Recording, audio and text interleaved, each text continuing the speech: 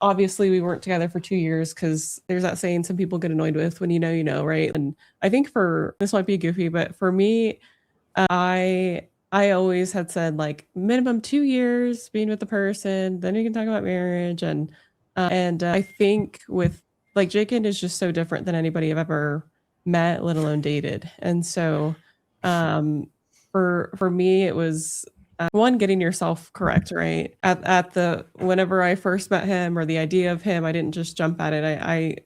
I like had that truth and that I guess that I kind of like knew at that point like I'm not ready for this. Like I'm not going to go into something knowing that I'm not ready. And so just one, being ready, and then two, it was always like after I'd go home and be like, Lord, like if this is your will, just like continuously praying about it, about for him and things like that for our relationship. And then I just remember it was always like he never gave me a reason not to love him or not to trust it or like and it was just like all the little things because I think we talked about that like at one point did it feel like love or this or that? And I was like, honestly, I think it was little things that you just kept just as we would date, you would just keep growing and adding to that. So I think it like, kind of started at one point and grew until it was a point where it was like, hey, I'm sure of this. Obviously, we weren't together for 2 years because there's that saying some people get annoyed with when you know, right? Like, so it was a bit shorter, but Sarah might be a little bit more formulated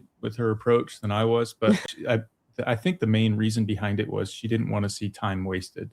She didn't want her, I guess it was called like in some cultures, they call it their youth being stolen by somebody dating them that doesn't have any intention of moving forward. And so I can appreciate that, but I also realized that 2 years was too long.